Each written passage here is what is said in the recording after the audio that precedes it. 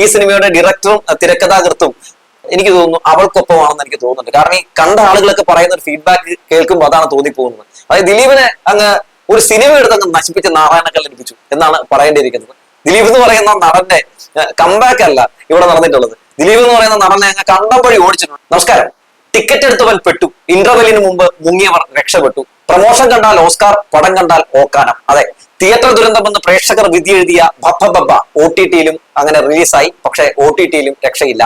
ട്രോളും തെറിപ്പൂരവുമായി ദിലീപിനും ലാലേട്ടനും നല്ല best time എന്ന് പറയാതെ വയ്യ. വാർത്തയിലേക്ക് നമുക്കറിയാം, ദിലീപ് നായകനായി തിയേറ്ററിലെത്തിയ ഏതോ നമ്മുടെ ലാലേട്ടന്റെ കൈയും പിടിച്ച് തിയേറ്ററിലെത്തിയ സിനിമയായിരുന്നു ബബ്ബ. പക്ഷെ ആദ്യ ദിനം മുതൽ സിനിമയ്ക്ക് വലിയ രീതിയിലുള്ള ഒരു PR വർക്കും തള്ളലും ഒക്കെയായിരുന്നു. പക്ഷേ ആദ്യ ദിവസത്തിന് ശേഷം മറ്റുള്ള ദിവസങ്ങളിലൊക്കെ സിനിമ തകർന്ന് തരിപ്പണമാകുന്ന കാഴ്ച നമ്മൾ കണ്ടു. തിയേറ്റർ ലിസ്റ്റുകളുടെ എണ്ണം കുറയുന്നു. പടം കണ്ട ആളുകൾ ഇത് കാണുന്ന ആൾക്കാർക്ക് ഓസ്കാർ കൊടുക്കണം എന്നൊക്കെ പറയുന്ന കാഴ്ചയൊക്കെ നമ്മൾ കണ്ടു. പക്ഷെ അതൊക്കെ നുണയാണ്, അതൊക്കെ പെരുനുണയാണ്. ദിലീപിനോടുള്ള വൈരാഗ്യം വെച്ച് പറയുന്നതാണ്. ഇത് ചില ആളുകൾ ഈ സിനിമയെ തകർക്കാൻ വേണ്ടി രംഗത്തിറങ്ങി നടത്തുന്ന പല നീക്കങ്ങളാണ് എന്ന രീതിയിലുള്ള പല തന്ത്രങ്ങളൊക്കെ ഈ PR സംഘമൊക്കെ അന്ന് ഇറക്കിയിരുന്നു. എന്നിട്ടും ക്ലച്ച് പിടിച്ചില്ല. പടം തപ്പിട്ട് പൊടിയായി തകർന്ന തരിപ്പണമായി മാറുന്ന കാഴ്ചയൊക്കെ നമ്മൾ കണ്ടു. ഇപ്പോൾ സിനിമ OTT-യിൽ റിലീസായി. OTT റിലീസായി കഴിഞ്ഞപ്പോൾ ഇപ്പൊ ദിലീപിനെയും ലാലേട്ടനെയും ഒരുപോലെ എടുത്ത് ഇങ്ങനെ അടിച്ച് ഭിത്തിയിലാക്കുന്ന കാഴ്ചയാണ് കണ്ടുകൊണ്ടിരിക്കുന്നത്. സിനിമ ഞാൻ കാണില്ല എന്നുള്ളത് ഒരു നിലപാടാണ്.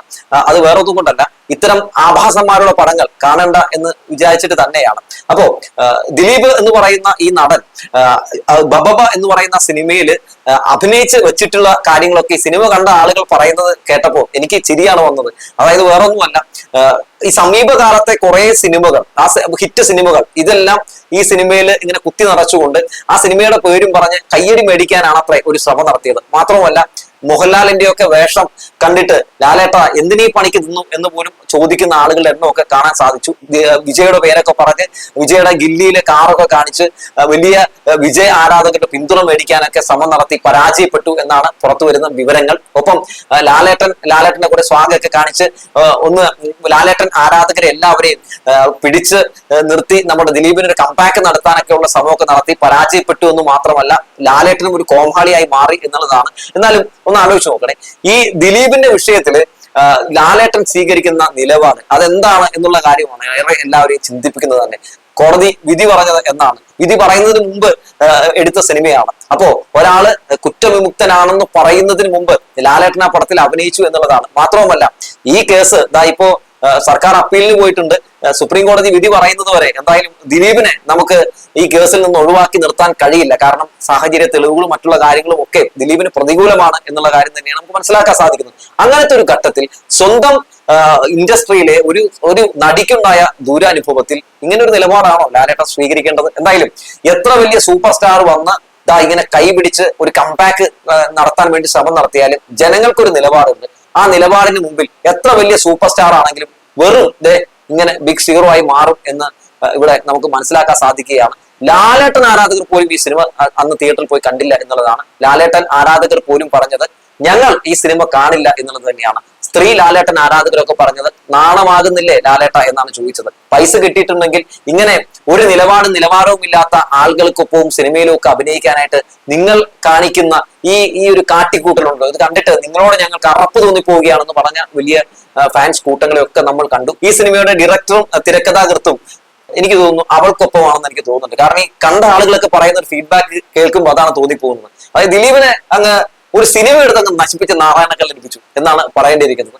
ദിലീപ് എന്ന് പറയുന്ന നടന്റെ കംബാക്ക് അല്ല ഇവിടെ നടന്നിട്ടുള്ളത്. ദിലീപ് എന്ന് പറയുന്ന നടനെ അങ്ങ് കണ്ടം വഴി ഓടിച്ചിട്ടുണ്ട്. ഇനി മേലെ ഇമാതിരി സിനിമ എടുത്തു പോകരുത് എന്ന് പ്രേക്ഷകരെ കൊണ്ട് പറയിപ്പിക്കുന്ന നിലയിലേക്ക് കൊണ്ടുപോയി എത്തിച്ചിട്ടുണ്ട്. എന്തായാലും പഴയൊരു പഴഞ്ചൊല്ല് കേട്ടിട്ടില്ലേ, ചില ആൾക്കാരൊക്കെ ഇങ്ങനെ ചുമന്നിട്ട് നീ ചുമന്നവന് നാറുന്നു, അങ്ങനെ ലാലേട്ടന് നാറിയിട്ടുണ്ട്. നല്ല വെട്ടിപ്പിന് നാറിയിട്ടുണ്ടെന്ന് പറയാതെ വയ്യ.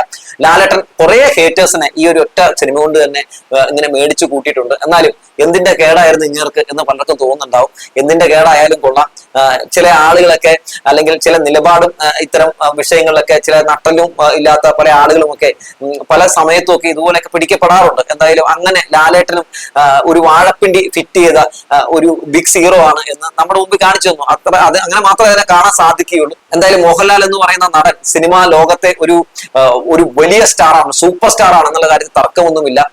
ദാദാ സാഹിബ് ഫാൽക്കെ അവാർഡൊക്കെ ഈ ഇടക്കാലത്ത് ലഭിച്ച ഒരു നടൻ കൂടിയാണ്.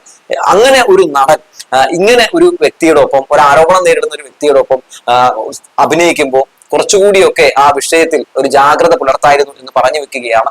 ഇത്തരം വിഷയങ്ങളിൽ നിലപാട് സ്വീകരിക്കുന്ന പൃഥ്വിരാജിനെ പോലുള്ള, എങ്ങനത്തെ നിലപാട് സ്വീകരിക്കുന്ന, അവൾക്കൊപ്പം വന്ന നിലപാട് സ്വീകരിക്കുന്ന പൃഥ്വിരാജിനെയും ആസിഫ് അലിനെയും ടോവിനോയും ഒക്കെ കണ്ടു പഠിക്കേണ്ടിയിരിക്കുന്നു ഈ സൂപ്പർ താരങ്ങൾ അല്ലെങ്കിൽ ഈ സൂപ്പർ സ്റ്റാറുകൾ എന്ന് പറഞ്ഞു വെക്കുകയാണ്. അവർക്ക് നിങ്ങളെക്കാൾ നിലപാടും നിലവാരവും ഉണ്ട്, അവർക്ക് നിങ്ങളെക്കാൾ ശക്തമായ ശബ്ദമുണ്ടെന്ന് അവർ കാണിച്ചു തരികയാണ്. നിങ്ങൾക്ക് സിനിമയിൽ മാത്രമേ ഹീറോ ആകാൻ സാധിക്കുകയുള്ളൂ, നിങ്ങൾക്ക് സിനിമയിൽ മാത്രമേ ഇങ്ങനെ നക്ഷത്രങ്ങളായി തിളങ്ങാൻ സാധിക്കുകയുള്ളൂ, പക്ഷേ ഞങ്ങൾക്ക് സിനിമയിൽ മാത്രമല്ല ജനങ്ങൾക്കിടയിലും നിലപാട് കൊണ്ട് നക്ഷത്രങ്ങളായി തിളങ്ങാൻ കഴിയുമെന്ന് എന്തായാലും വിണ്ണിലെ യഥാർത്ഥ റിയൽ താരങ്ങൾ മനുഷ്യർ കാണിച്ചു തന്നിട്ടുണ്ട്. പൃഥ്വിരാജും ആസിഫ് അലിയും ടോവിനോയും ഒക്കെ ഒരേ സ്വരത്തിൽ പറഞ്ഞത് അവൾക്കൊപ്പം എന്ന് തന്നെയാണ്. എന്തായാലും ലാലേട്ടൻ ആർക്കൊപ്പമാണ് എന്ന് ഇനി പറയേണ്ട കാര്യമൊന്നുമില്ല, നന്നായി തന്നെ എല്ലാവർക്കും മനസ്സിലാക്കാൻ സാധിക്കുന്നുണ്ട്. അത് ഞങ്ങൾ ഹേമ കമ്മിറ്റി റിപ്പോർട്ടിൽ കണ്ടു.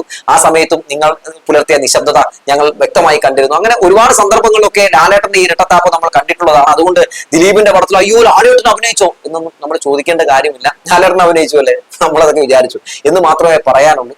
എന്തായാലും ഈ സിനിമ ടിക്കറ്റ് ഒക്കെ എടുത്ത് തിയേറ്ററിൽ പോയി കണ്ട ആളുകളെ കുറിച്ച് ആലോചിക്കുമ്പോൾ നമിച്ചണ്ണ എന്നാണ് സിനിമ കണ്ട ആളുകൾ എല്ലാവരും പറയുന്നത്. എന്തായാലും സിനിമ 2.5 മണിക്കൂറിനെന്തോ അടുത്തുണ്ടെന്നാണ് തോന്നുന്നത്. ആ 2.5 മണിക്കൂർ വധമാണ് എന്നാണ് കേൾക്കാൻ സാധിച്ചത്. ഹിറ്റ് ഒരുപാട് സിനിമകളിലെ പാട്ടുകൾ, മുതൽമല്ലിലെ പാട്ട്, ഗില്ലിയിലെ പാട്ട്, അങ്ങനെ കുറെ സിനിമകളിലെ പാട്ടുകളൊക്കെ ഇതിൽ കുത്തി കയറ്റിയിട്ടുണ്ട്.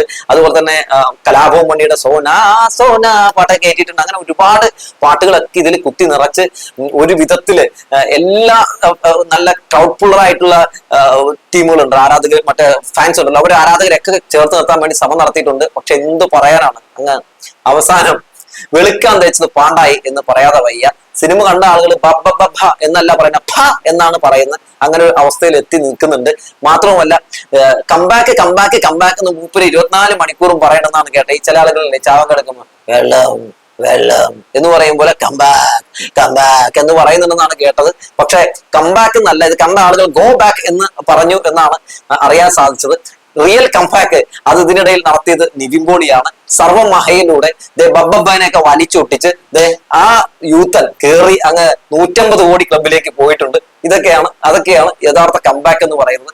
എന്തായാലും ദിലീപ് എന്ന് പറയുന്ന ഈ നടന് ഇനിയൊരു കംബാക്ക് ഉണ്ടാകുമോ എന്നുള്ള കാര്യത്തിൽ സംശയമാണ്. കാരണം മലയാളത്തിലെ ഏറ്റവും വലിയ ക്രൗഡ് ആയിട്ടുള്ള നടനൊപ്പം അഭിനയിച്ചിട്ട് ആ നടൻ മാക്സിമം ഔട്ട് അതിൽ ഇട്ടിട്ടും ഇവിടുത്തെ ജനങ്ങൾ അതിന് വെച്ചോളൂ മാറ്റി വെച്ചാൽ മതി, ഈ പുള്ളിയല്ല അമിതാഭ് ബച്ചനെ കൊണ്ടുവന്ന് ഇറക്കിയാലും ഞങ്ങൾക്ക് നിന്നോടുള്ള സമീപനത്തിൽ ഒരു മാറ്റവും ഇല്ല എന്ന് കാണിച്ചു തന്നിട്ടുണ്ട്. അതുകൊണ്ട് ദിലീപ് ഇനിയിപ്പോ ഈ പണിക്ക് നിൽക്കാതിരിക്കുക എന്ന് മാത്രമേ പറയാനുള്ളൂ എന്ന് പറഞ്ഞു വെച്ചുകൊണ്ട് നിർത്തുകയാണ്. എന്നാലും സിനിമ പിടിച്ചവരും എഴുതിയവരും ഒക്കെ ദിലീപിനൊരു വല്ലാത്ത പണി തന്നെയാണ് കൊടുത്തത് എന്ന് പറഞ്ഞു വെച്ചുകൊണ്ട് നിർത്തട്ടെ.